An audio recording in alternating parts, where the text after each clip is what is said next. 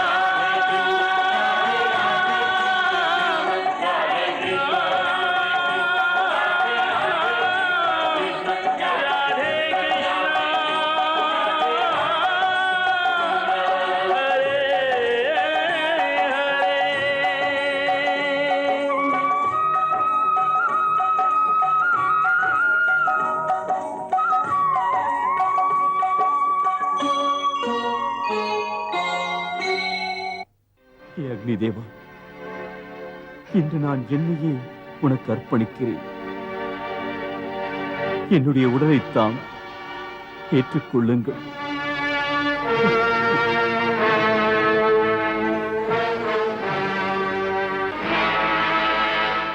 சற்று நில் பார்த்தா,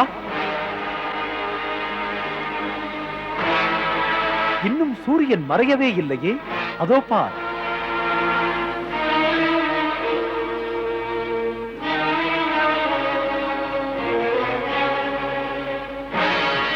எப்படி நடந்தது? எப்படி நடந்தது? இல்லை, இல்லை, இன்று இன்னும் சூரியன் மறையவில்லை. இப்போது நீ அக்னிக்கு உன்னை அர்ப்பணம் செய்வதற்கு பதில் உன்னுடைய சபதத்தை நிறைவேற்று. பார்த்தா, அதோ தெரிகிறதா சூரியன்?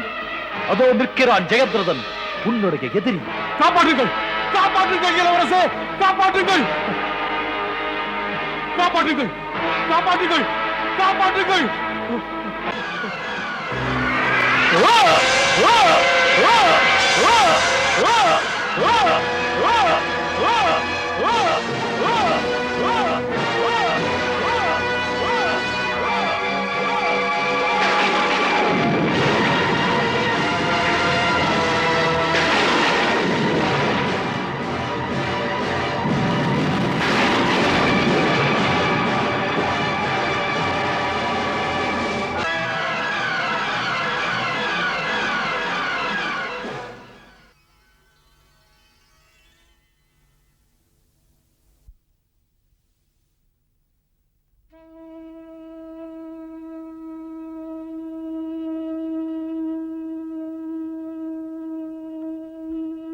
சூரியாஸ்தமனமாகிவிட்டது. யுத்தத்தை முடித்து விடுங்கள்.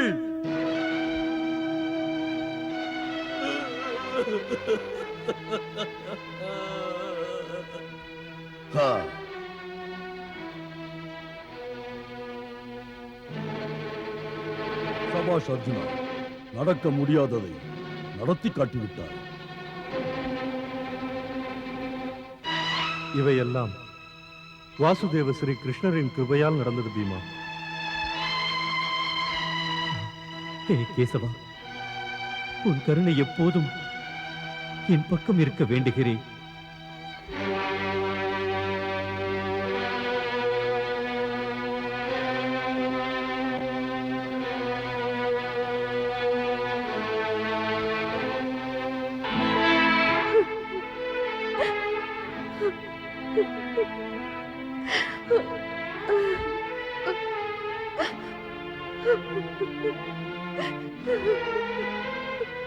காந்தாரி,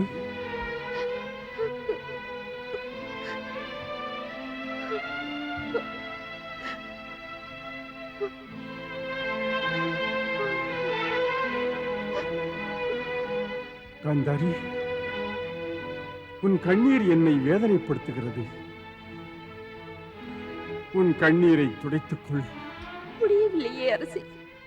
என் தலையெழுத்து அழுதுதான் ஆக வேண்டும் என்று இருக்கும்போது அழுவதை விட வேற என்ன செய்ய முடியும்?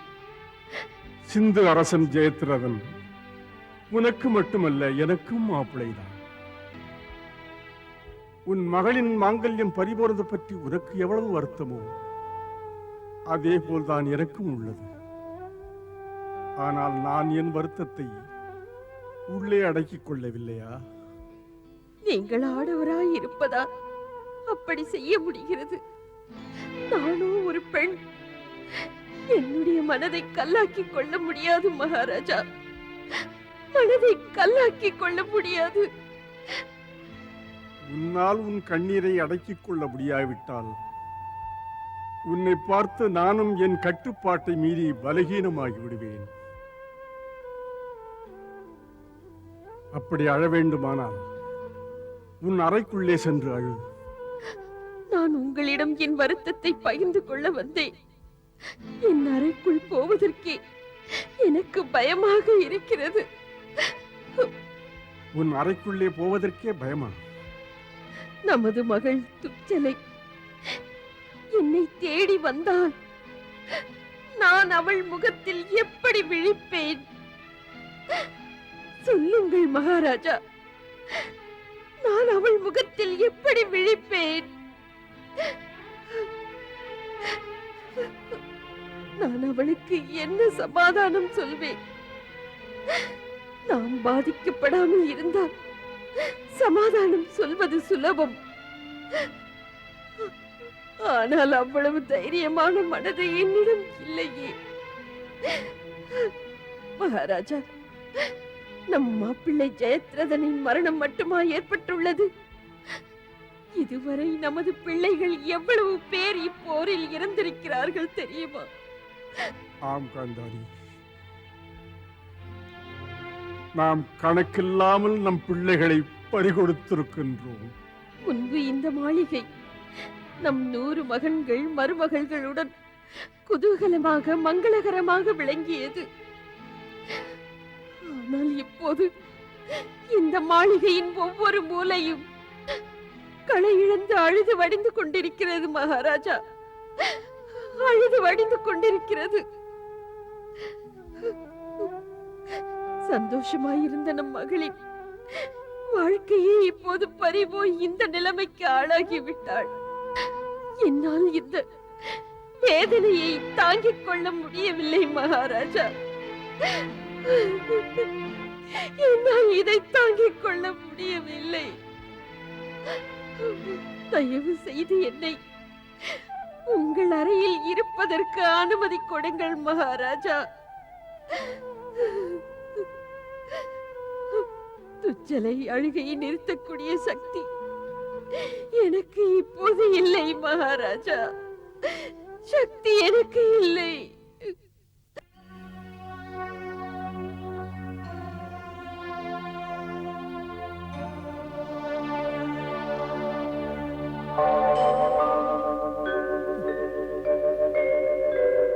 துஷீலா, துஷீலா, என் அன்பு சகோதரியே, உன் கண்களில் இன்று ஏன் இவ்வளவு ஆனந்தம் தெரிகிறது?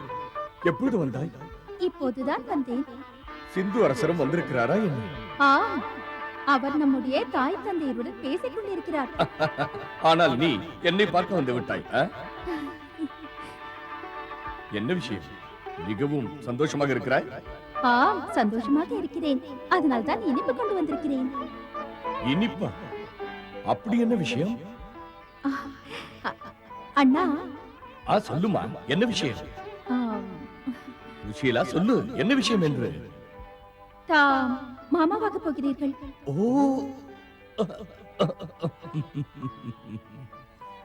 நீயும் எடுத்துக் கொள்ளுமா. நன்றாக இரு.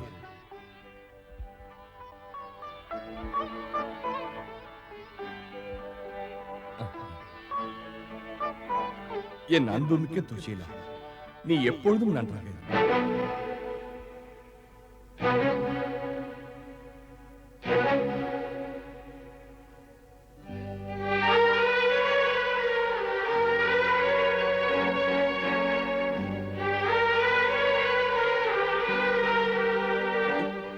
துஷீலா,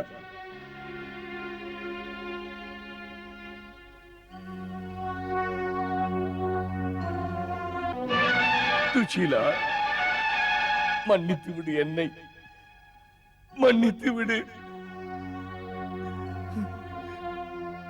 எந்த கையால் உன்னை தூக்கி வளர்த்தேனோ அந்த கையால் உன் மாங்கல்யத்தை காப்பாற்ற முடியவில்லை.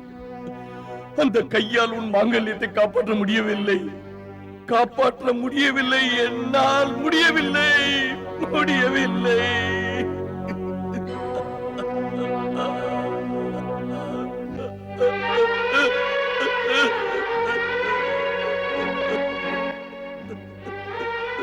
மருமகனே,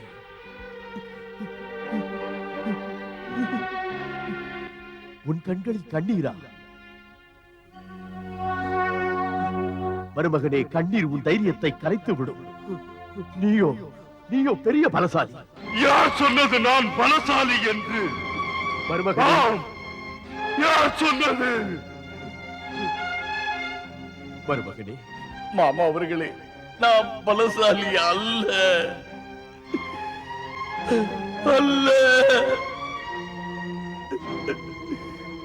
நான் கையாலாகாத ஒரு சகோதரன். என் தம்பிகளை காப்பாற்ற என்னால் முடியவில்லை. நான் ஒரு கோழை. நான் என் தங்கையின் மாங்கல்யத்தை காப்பாற்ற முடியவில்லை. தான் பெற்ற ஒரு மகனை காப்பாற்ற முடியாத ஒரு தந்தை. அப்படி இருந்தும் தாங்கள் என்னை பலசாலி என்கிறீர்களே. மாமா அவர்களே, என்னை போல ஒரு துர்பாக்கியசாலி யாரும் இல்லை. யாரும் இல்லை. என் பலத்தின் மீதே எனக்கு சந்தேகம் வருகிறது. சொல்லுங்கள். மருமகனே, யாருக்கு துரோணாச்சாரியா, கிருபாச்சாரியா, அஸ்வத்தாமா மற்றும் கர்ணன் போன்ற மாவீரர் துணை இருக்கிறதோ அவரா தன்னை துர்பாக்கியசாலி என்று சொல்வது இது சரியல்ல மருமகனே. தாங்கள் என்னதான் சொல்கிறீர்கள் மாமா அவர்களே?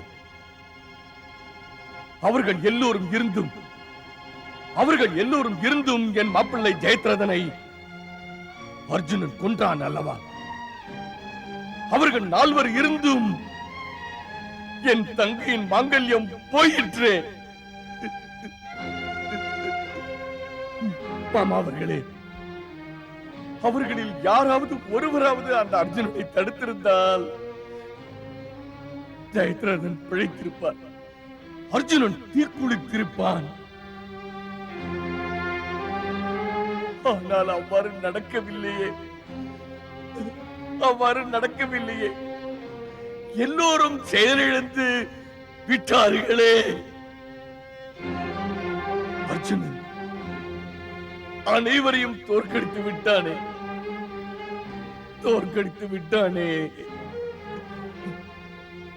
மாமா அவர்களே, ஞாபகம் இருக்கிறது, அன்று ஒரு நாள் ஸ்ரீகிருஷ்ணன் சமாதானத்திற்காக அஸ்தினாபுரம் வந்திருந்தார். ஞாபகம் இருக்கிறது மருமகனே. அந்த சமயம் நீ தைரியமாக முடிவெடுத்தாயே, சமாதானத்தை மறுத்து அனுப்பினாயே. மாமா அவர்களே, யாரை நம்பி நான் அவ்வாறு தைரியமாக மறுத்தேனோ அந்த மாவீரன் கர்ணன் அர்ஜுனனிடம் அல்ல, பீமனிடம் தோற்றுவிட்டான். பீமனிடம். ஆம் மருமகனே, இதை நாம் துரதிர்ஷ்டம் என்றுதான் சொல்ல வேண்டும். துரதிர்ஷ்டமா?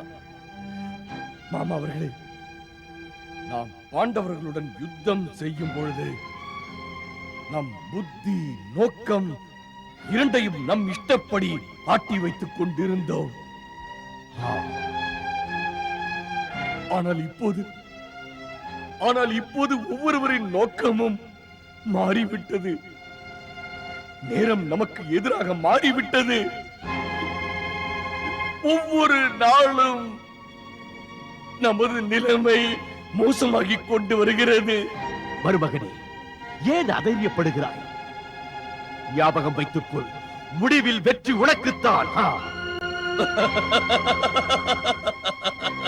மாமனே, மாமனே, இன்னமும் உங்களுக்கு நம்பிக்கை இருக்கிறதா? முடிவில் வெற்றி எனக்கா கிட்டும்? ஆம் மருமகனே, முடிவில் வெற்றி உனக்கே கிடைக்கும். முதலில் எனக்கு அந்த நம்பிக்கை இருந்தது, வெற்றி நமக்கே என்று. ஆனால் தற்போது அந்த நம்பிக்கை குறைந்து வருகிறது. கேள் மருமகனே, ஒன்று மட்டும் ஞாபகம் வைத்துக்கொள், யுத்த வெற்றி என்பது நம்பிக்கையில் தான் இருக்கிறது. அதனால் நம்பிக்கையோடு இரு. யுத்தத்தின் வெற்றி உன் பக்கம்தான். மாமனே, யுத்தத்தின் வெற்றி எனக்கோ இல்லையோ எனக்கு தெரியாது. ஆனால்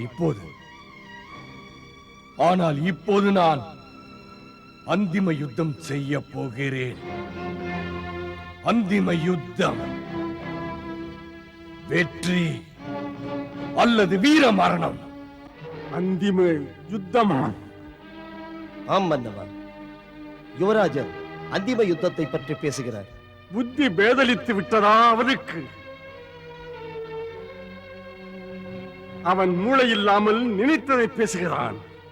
மகாராஜா, துரியோதனனுக்கு எப்போது மூளை இருந்திருக்கிறது? அப்படி என்றால்? அப்படியேதான் மகாராஜா, அவன்தான் தன் மூளையை அந்த சகுனியிடம் அடகு வைத்து விட்டானே. இவ்வளவு தூரம் அழிவு ஏற்பட்ட பிறகும் சகுனி சொல்கிறான், யுத்தத்தின் முடிவில் துரியோதனனுக்கு வெற்றி கிடைக்குமாம். எப்படிப்பட்ட மூர்க்கமானவரும் கூட இச்சமயத்தில் இப்படி ஒரு அர்த்தமற்ற வார்த்தையை கூற மாட்டார்கள். கௌரவர்களின் தோல்வி நிச்சயம் என்று தெளிவாக எல்லோருக்கும் தெரிகிறது. யாருக்கு தெரியும் இந்த யுத்தத்தின் முடிவு என்னென்ன விளைவுகளை ஏற்படுத்தும் என்று? அந்திம யுத்தம்? ஆம் பீமா, அந்திம யுத்தம். அதன் பொருள், ஒன்று யுத்தத்தில் வெற்றி பெற வேண்டும் அல்லது உயிரை மாய்த்துக் கொள்ள வேண்டும். அதுவரை தூங்கவோ ஓய்வெடுக்கவோ கூடாது, கவசத்தை அகற்றவும் கூடாது. வைராக்கியம் உள்ள யுத்தம் தான் அந்திம யுத்தம். தாராளமாக துரியோதனன் அந்திம யுத்தம் செய்யட்டும், நாங்களும் துடிப்போடு உள்ளோம். என் கதை துரியோதனன் மற்றும் துச்சாதனனின் ரத்தத்தில் குளிக்க துடிக்கிறது. என் சபதத்தை நிறைவேற்றும் அந்த நேரம் நெருங்கிவிட்டது. அந்த துரோகி பாவியான துரியோதனனின் தொடங்கி என் கதையால் உடைத்து விடுவேன். அதே சமயம் துச்சாதனனை துளைத்தெடுத்து அந்த ரத்தத்தை பாஞ்சாலியின் கூந்தலிலே பூசி நான் என் மற்றொரு சபதத்தை நிறைவேற்றுவேன். வர சொல்லுங்கள் துரியோதனனை அந்திம யுத்தத்திற்கு வர சொல்லுங்கள். பீமண்ணா, உன் கோபத்தை தடுத்து நிறுத்து. கொஞ்சம் பொறுமையாக இரு பீமா. எதற்கு பொறுமையாக இருக்க வேண்டும்? ஏன் கோபத்தை தடுக்க வேண்டும்? ஏனெனில் நமக்கு எதிராக துரியோதனன் துச்சாதனன் மட்டுமல்ல, ஆச்சாரிய துரோணரும் இருக்கிறார்.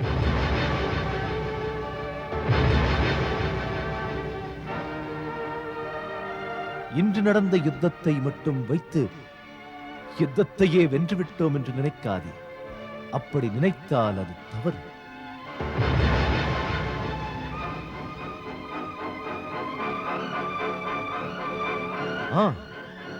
பீஷ்ம பிதாமகர் செயலிழந்து விட்டார். ஆனால் சேனாதிபதி துரோணர் என்னும் இருக்கிறாரே.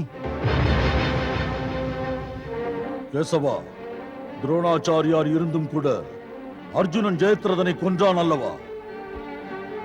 அதனால் தான் இன்னும் ஜாக்கிரதையாக இருக்கச் சொல்கிறேன்.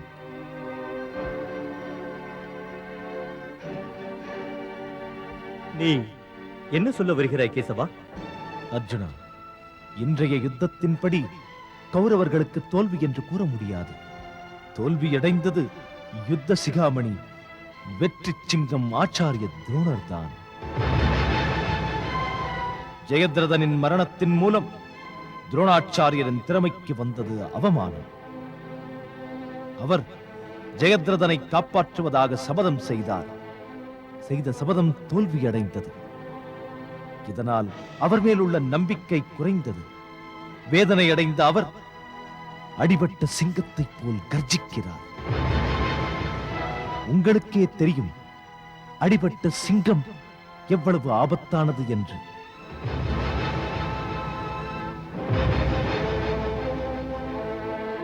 ஆதலால் உங்கள் ஒற்றர்களை கவனமாக இருக்கச் சொல்லுங்கள் பெரியண்ணா. அதன் மூலம் துரோணாச்சாரியர் நாளை யுத்தத்தை பற்றி என்ன திட்டமிட்டிருக்கிறார் அதை முன்கூட்டியே தெரிந்து கொண்டால் நல்லது. பிறகு அதை நாம் எப்படி எதிர்கொள்வது என்று யோசிப்போம்.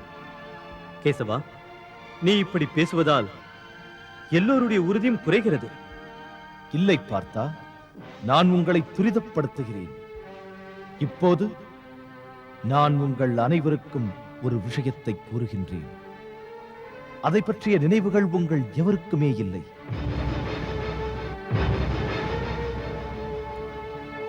நாங்கள் ஒருவரும் அறியாதபடி அப்படி என்ன விஷயம் கேசவா?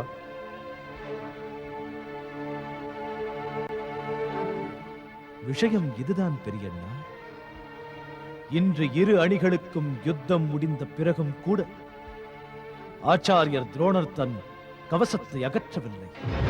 என்ன நீ என்ன சொல்கிறாய் கேசவா? துரோணாச்சாரியார் கவசத்தை அகற்றவில்லையா? அதன் பொருள் அவர் அந்திம யுத்தத்தின் சபதம் எடுத்துக் கொண்டுள்ளார். ஒன்று அவர் தானே மாய்த்துக் கொள்வார், அல்லது பாண்டவர்கள் அனைவரையும் அழித்து விடுவார். எதுவும் நடக்கலாம். இன்று இரவே அவர் யுத்தத்திலும் இறங்கலாம். அப்படியானால் கேசவா, துரியோதனன் மட்டுமல்லாமல் துரோணாச்சாரியரும் கூட அந்திம யுத்தத்திற்கு தயாராகிவிட்டார். வெற்றி அல்லது மரணம். ஞாபகம் இருக்கட்டும் பெரியண்ணா, ஒருவேளை துரோணாச்சாரியர் நாளை அந்திம யுத்தம் செய்கிறார் என்றால் அதன் பொருள் இதுதான். நாளைதான் யுத்தத்தின் முடிவு.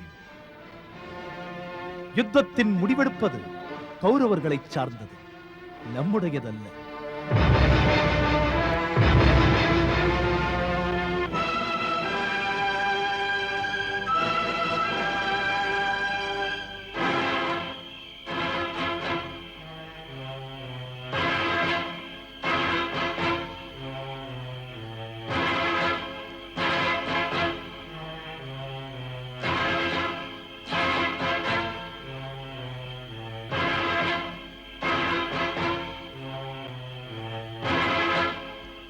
வணக்கம் ஆச்சாரியரே. நன்றாக இருங்கள் ஆச்சாரியரே. இதே போல் சிந்து அரசன் ஜெயரதனையும் நீங்கள் வாழ்த்தியிருந்தால் அவனும் இப்போது உயிருடன் இருந்திருப்பான். காந்தர்வ அரசே, நீங்கள் ஜெயதரனின் மரணத்திற்கு என்னை காரணம் காட்ட விரும்புகிறீர்கள். ஆனால் எல்லோருக்கும் தெரியும், எல்லா விபரீதங்களும் நடந்தது சூரியஸ்தமனம் என்று நம்பி ஏமாந்ததுதான். அதனால் தான் நாம் எல்லாம் ஏமாந்து போனோம். சிந்து அரசனுக்கு ஒருவேளை நான் நன்றாக இருக்கும்படி ஆசி வழங்கியிருந்தாலும் கூட நடப்பது நடந்தே தீரும். இருப்பினும் நான் யுத்தத்தை நடத்தியே தீருவேன். யாருக்காகவும் விட்டுவிட்டு செல்ல மாட்டேன். கேளுங்கள் ஆச்சாரியரே, நீங்கள் இந்த பழியிலிருந்து தப்பவே முடியாது.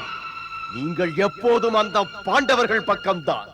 காந்தார அரசே, அவர்களுக்கே ஆசி வழங்குவீர்கள். காந்தார அரசே, ஏன் ஏன் நான் சொல்வது பொய்யா?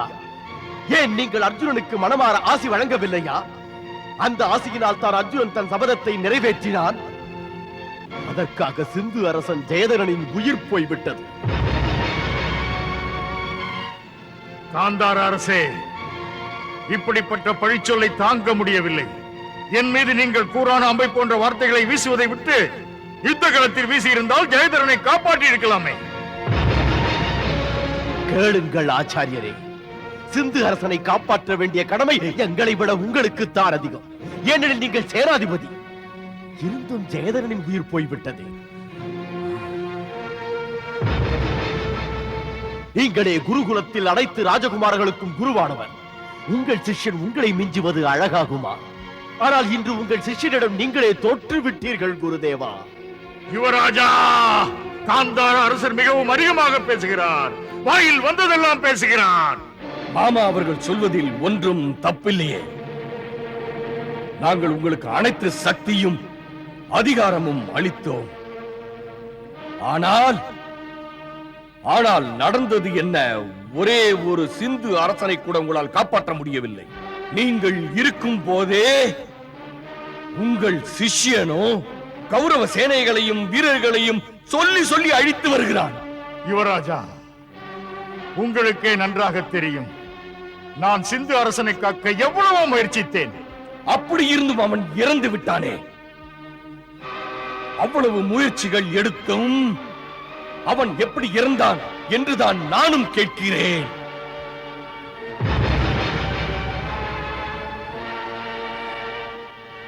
எனக்கு வெற்றி கிடைக்க வேண்டும் என்பதற்காக யுத்தம் செய்ய என்னிடம் வந்த என்னுடைய நண்பர்கள் எல்லாம் தன் உயிரை எனக்காக தியாகம் செய்தார்கள். எந்த வீரர்கள் சேனைகள் என் பக்கம் யுத்தம் செய்ய வந்தார்களோ அவர்கள் எல்லோரும் என்னை தன்னந்தனியாக விட்டு இன்று மரணப்படுக்கையில் தூங்கிக் கொண்டிருக்கின்றார்கள். ஆச்சாரியரே, இந்த பாவங்கள் அனைத்தும் என் தலையில் தான் வந்து விழுந்துள்ளது. என் தலையில் தான்.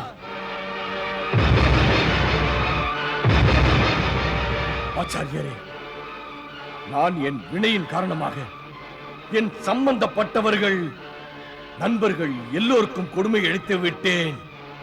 இந்த ஒரு பாவத்திற்காக 1000 அஸ்வமேத யாகங்கள் செய்தாலும் கூட நான் செய்த பாவத்திற்கு பரிகாரம் செய்து முக்தி அடைய முடியாது. ஆச்சாரியரே, நான் ஒரு சுயநலவாதி இல்லை.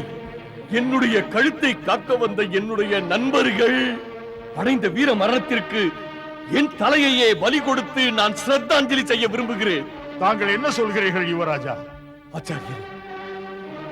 ஆச்சாரியரே, நான் உயிர் வாழ விரும்பவில்லை.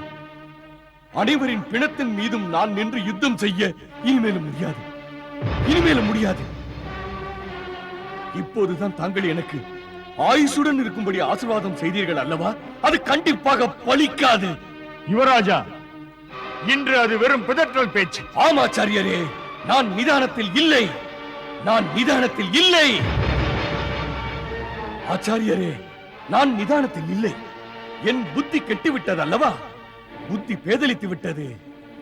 அதனால் தான் இதையெல்லாம் பார்த்துக் கொண்டிருக்கிறேன். பிதாமகர் பீஷ்மர் என் பக்கம் போராடினாலும் பாண்டவர்கள் ஜெயிக்க வேண்டும் என விரும்பினார். நான் நிதானத்தில் இல்லை. அதனால் தான் அத்தனையும் பொறுத்துக் கொண்டிருக்கிறேன். அர்ஜுனன் உங்கள் அன்புக்குரிய சிஷ்யன். அதனால் தான் தாங்கள் சிரத்தை இல்லாமல் யுத்தம் செய்கிறீர்கள். இப்போது ஆச்சாரியரே, நான் சுய நினைவுடன் இருக்கிறேன். என் கண்கள் திறந்து விட்டன. எனக்கென்று இருப்பவன் என் நண்பன் அங்கராஜன் கர்ணன் தான் என் உண்மையான நண்பன். அவன் ஒருவன் தான் உண்மையிலேயே என் வெற்றியை விரும்புபவன். அவன் ஒருவனால் மட்டும்தான் எனக்கு வெற்றியை வாங்கி தர முடியும். வெற்றி. நிழலுக்கும் வெயிலுக்கும் நிறைய வித்தியாசம் உள்ளது யுவராஜா. வெற்றியை வாங்கி தருபவர்கள் ஒருபோதும் தன் உயிரை காத்துக்கொள்ள என்றுமே ஓடி ஒழிய மாட்டார்கள். அர்ஜுனன் ஜெயதரனை கொல்லும் பொழுது உங்கள் உயிருக்குயிரான நண்பன் எங்கே போயிருந்தான்? கர்ணன் கண்டிப்பாக சிந்து அரசனை காப்பாற்றி இருப்பான். அவன்தான் காப்பாற்ற வேண்டும் என்றால் பிறகு நீங்கள் சேனாதிபதியாய் இருந்து என்ன பயன்? காந்தார அரசர் இந்நேரம் வார்த்தை அம்பை வீசிவிட்டார். ஆனால் தாங்களும் அதே தவறை செய்யாதீர்கள் யுவராஜரே. நான் முன்கூட்டியே சொன்னேன், என் மீது கோபப்பட்டு என்ன பயன்? உங்கள் தலையில் என்ன எழுதியுள்ளதோ அதுதான் கண்டிப்பாக நடந்தே தீரும். எக்காரணத்தால் பீஷ்மர் சிகண்டியால் தாக்கப்பட்டு செயலிழந்து கிடக்கிறாரோ அந்த கங்கையின் மைந்தன் பீஷ்மர், அவரை யாராலும் எவராலும் தேவர்களாலும் கூட வீழ்த்த முடியாதோ அவர் முன்னால் கர்ணன் என்ன நானும் கூட சாமானியன். யுவராஜா, கௌரவர்களின் தலையெழுத்தை பற்றி உங்களுக்கு தெரியாது. ஆனால் பீஷ்மரோ செயலிழந்து கிடந்தாலும் கௌரவர்களின் தலையெழுத்தை பற்றி நன்றாக அறிவார். உங்களையும் பாண்டவர்களுடன் சமாதானமாக போகும்படி கேட்டுக்கொண்டார். அவரின் கடைசி ஆசைப்படி தாங்கள் பாண்டவர்களுடன் சமாதானமாக போயிருக்கலாம். ஆனால் அந்த சமயத்திலும் நீங்கள் பிதாமகரின் பேச்சையே கேட்காமல் அவரை அவமானப்படுத்தினீர்கள். இன்று என் மீது துரோகம் என்ற பழியை சுமத்துகிறீர்கள். என்ன ஆச்சாரியரே, இந்த சமயத்தில் யுவராஜரை பாண்டவர்களுடன் சமாதானமாக போகச் சொல்லுகிறீர்களா? இல்லை மாமா, இல்லை. செத்தாலும் என்னால் பாண்டவர்களுடன் சமாதானமாக போக முடியாது. நான் அந்திம யுத்தம் செய்ய விரும்புகிறேன். அந்திம யுத்தம் பஞ்ச பாண்டவர்களுடன் சேர்த்து அனைத்து பாஞ்சாலர்களையும் அழித்து யுத்த பூமியை நான் இரத்த களமாக்கி விடுவேன். இல்லை, என் உயிரையே அழித்துக் கொள்வேன். இப்பேற்பட்ட மனிதர்களுடன் வாழ்ந்து என்ன பயன்? அவர்களின் மனது எப்பொழுதும் பாண்டவர் பக்கம், எப்பொழுதும் அவர்களின் வெற்றியை தான் நாடிக்கொண்டிருக்கும்.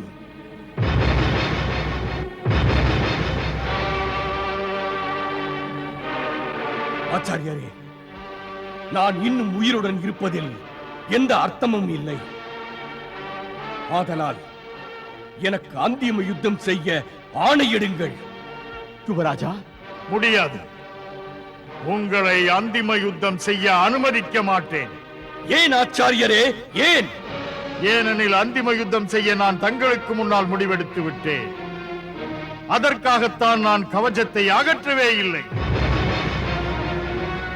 சிந்து அரசன் ஜெயதரனை நான் காப்பாற்ற சபதம் எடுத்துக் கொண்டு விட்டேன். அது பொய்த்து போய்விட்டது.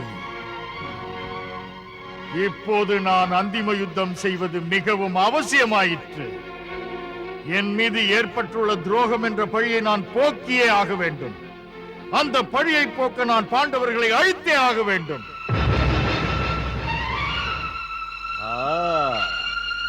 ஹே யக்ஷ திசைகளே, ஹே திக்பாலகர்களே, ஹே நட்சத்திரங்களே, ஹே யக்ஷ கந்தர்வ கிண்ணறர்களே, ஹே வீரர்களே, நான் பரத்வாஜ துரோணர் சபதம் செய்கிறேன். நாளை நான் அந்திம யுத்தம் செய்வேன். நாளை நான் பாஞ்சாலர்களுடன் பாண்டவர்களையும் அழிக்காமல் இந்த கவசத்தை அகற்ற மாட்டேன்.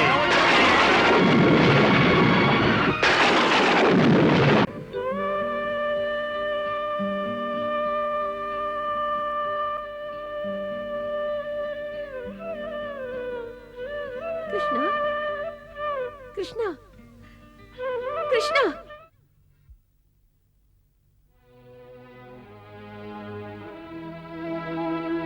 என்னவாயிற்று பாஞ்சாலி? நீ ஏன் பதட்டமாக இருக்கிறாய்? ஆம் கேசவா, நான் பதட்டப்படுகிறேன். நீயோ நிதானமாக புல்லாங்குழல் வாசிக்கிறாய். ஒன்றுமே நடக்காதவாறு. என்ன நடந்தது? ஏன் இப்படி கேட்கிறாய் கேசவா? கேசவா, உனக்கு ஒன்றுமே தெரியாதா? உனக்கு நன்றாக தெரியும். துரோணாச்சாரியார் பாஞ்சாலர்கள் அனைவரையும் பாண்டவர்களையும் அழிக்கப் போவதாக சபதம் செய்துள்ளார். என் 5 பாண்டவர்களுடன் என் தந்தை, என் சகோதரர்கள் அனைவருக்கும் சோதனை வந்துள்ளது. அது உனக்கு தெரியாதா? என்ன நடக்கும் என்று? ஒன்றும் செய்ய மாட்டாயா? நீ நிதானமாக புல்லாங்குழல் வாசிக்கிறாய். நடப்பது விதியின்படியே, கவலைப்படாதே. நான் உன்னிடம் யாசிக்க வந்துள்ளேன் கேசவா. விதியை மாற்றி அமைக்க முடியாதா? நீயோ பரமாத்மா, எதுவும் செய்ய முடியும். விதியை யாரால் மாற்ற முடியும் பேதையே? நான் யார் எழுதப்பட்ட விதியை மாற்ற? இல்லை கேசவா, நான் பேதை பெண் அல்ல. எனக்கு எல்லாம் தெரியும். நீ என்ன நினைக்கிறாயோ அதுவே நடக்கும்.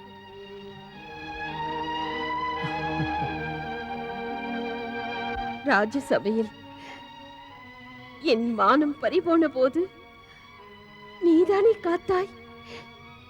அதைவிட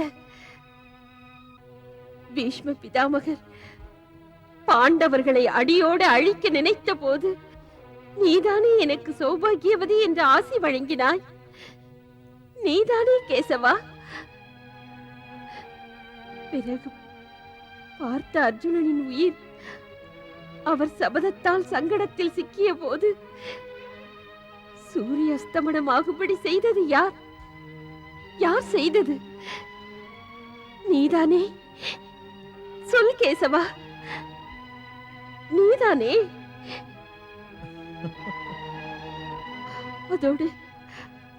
அதோடு நம் இருவரின் பந்தம் சகோதர பாசம் மட்டுமல்ல, சிநேகிதர்கள் மட்டுமல்ல, பகவானும் பக்தனும் ஆகும். பாஞ்சாலி, பாஞ்சாலி, நீ என்ன சொல்கிறாய்? எங்களுக்கு ஒரு நல்ல வழியை காட்டு கேசவா. நாளை தயவு செய்து பார்த்தனின் மீது கருணை காட்டு. அன்று அந்த சபையில்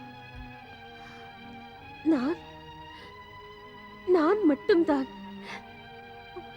உனது லீலையை என் கண்ணால் பார்த்தேன். நீதானே என் புடவை தலைப்பை வளரச் செய்தாய்.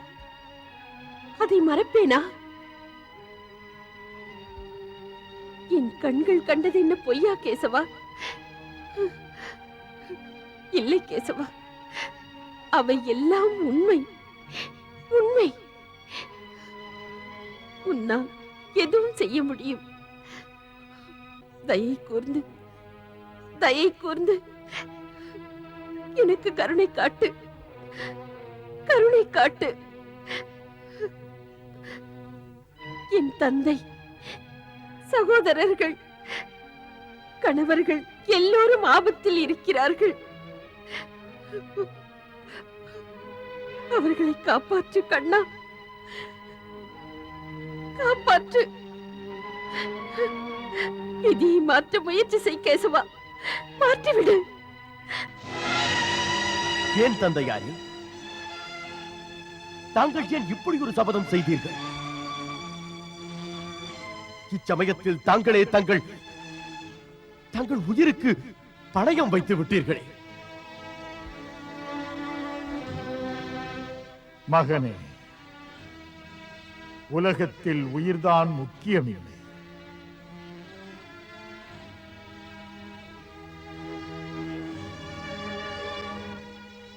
உயிரை விட முக்கியம் மனிதனுக்கு மான மரியாதைதான். சில சமயம் அவன் மான அவமானத்திற்காக தன் கௌரவத்தையே பலி கொடுக்கிறான். என் மான மரியாதைக்கு பங்கம் வந்தது. அதை காப்பாற்றிக் கொள்ள என் உயிரை பணயம் வைத்தேன். உங்கள் மான மரியாதைக்கு என்ன குறை வந்தது? அதுவும் பாண்டவர்களை வெல்வதற்காக உங்கள் உயிரை ஏன் பணயம் வைக்க வேண்டும்? சொல்லுங்கள் தந்தையாரே. ஏனென்றால் யுவராஜன் துரியோதனனும் காந்தார அரசன் சகுனியும் சேர்ந்து நான் அவர்களுக்கு துரோகம் செய்வதாக பழிச்சொல் கூறுகிறார்கள். இது முற்றிலும் பொய்யானது. தாங்கள் வாழ்நாள் முழுவதும் கௌரவர்களுக்காகவே கழித்தீர்கள். கௌரவர்களுக்கு நீங்கள் கனவில் கூட துரோகம் நிலைத்ததில்லை. தன் உயிரை பணயம் வைக்கிற அளவுக்கு இருந்தும் கூடவா அவர்கள் உங்களை நம்பவில்லை? அவர்கள் கூறுவதும் ஒரு விதத்தில் உண்மைதான்.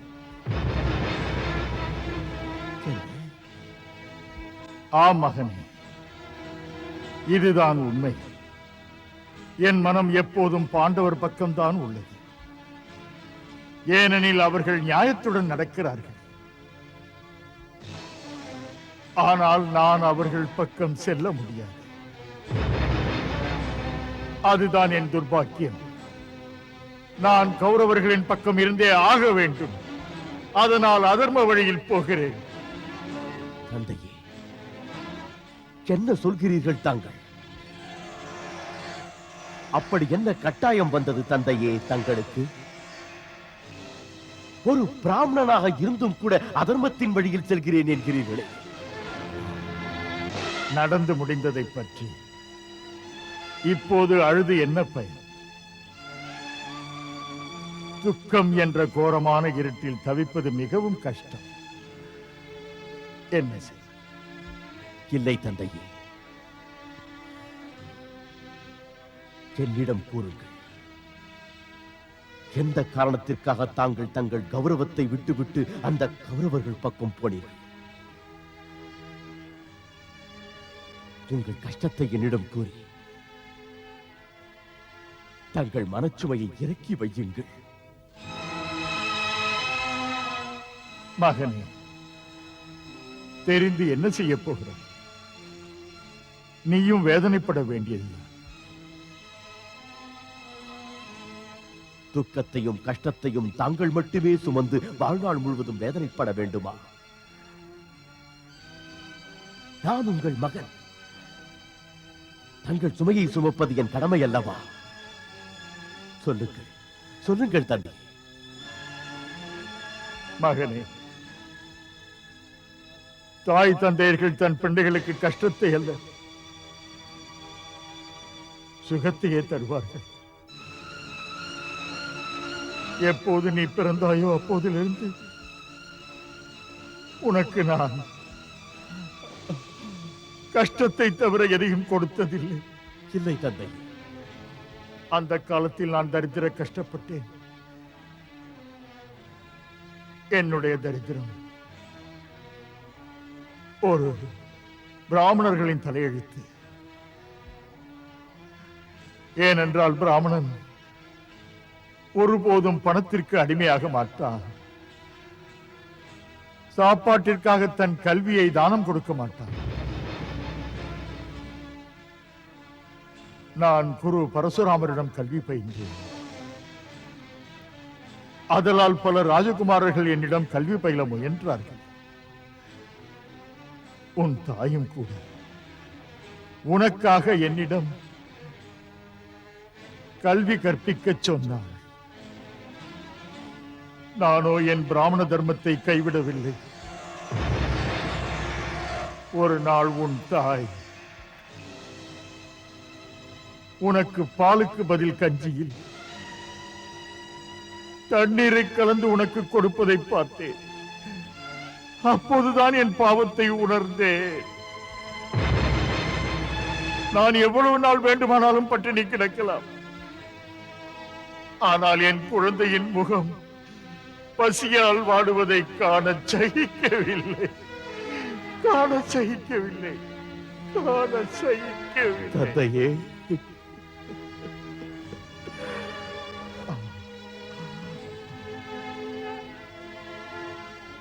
உன் பசியை போக்கு கௌரவ ராஜகுமாரர்களுக்கு கல்வி கற்பிப்பதாக அரசவையிலே நான் ஒப்புக்கொண்டு விட்டேன். என்ன செய்வேன்? மனுஷன் எல்லையை மீறும் போது பணத்துக்கு அவன் அடிமையாகி விடுகிறான். இப்படித்தான் நான் கௌரவர்களுக்கு அடிமையானேன். இன்று அவர்கள் உப்பை தின்றதற்காக உழைக்கிறேன்.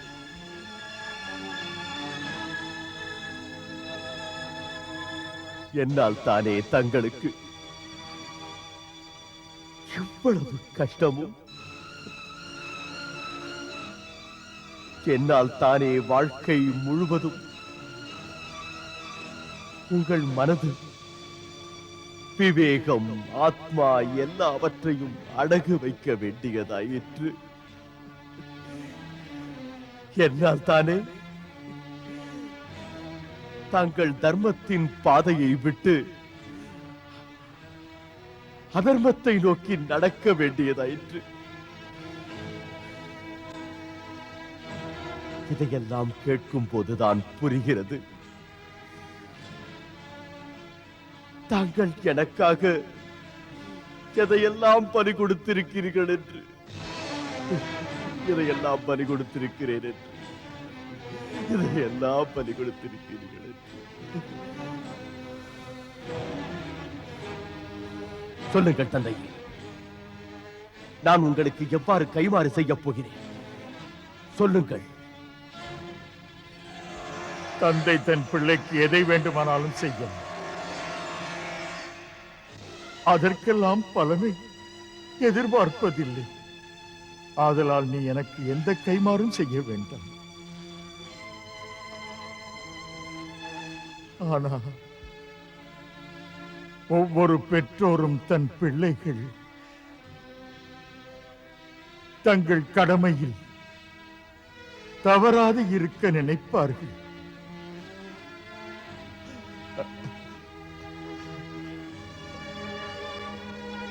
அஸ்வத்தாமா, ஒரு சத்தியம் செய்து கொடு. ஒருவேளை நான் நாளைய யுத்தத்தில் தோற்றால் எனக்கு பதில் நீ கௌரவர்களுக்கு விசுவாசமாகி. நான் சத்தியமாக சொல்கிறேன் தந்தை, என் உடலில் கடைசி சொட்டு ரத்தம் இருக்கும் வரை கௌரவர்களுக்குத்தான் நான் விசுவாசமாக இருப்பேன்.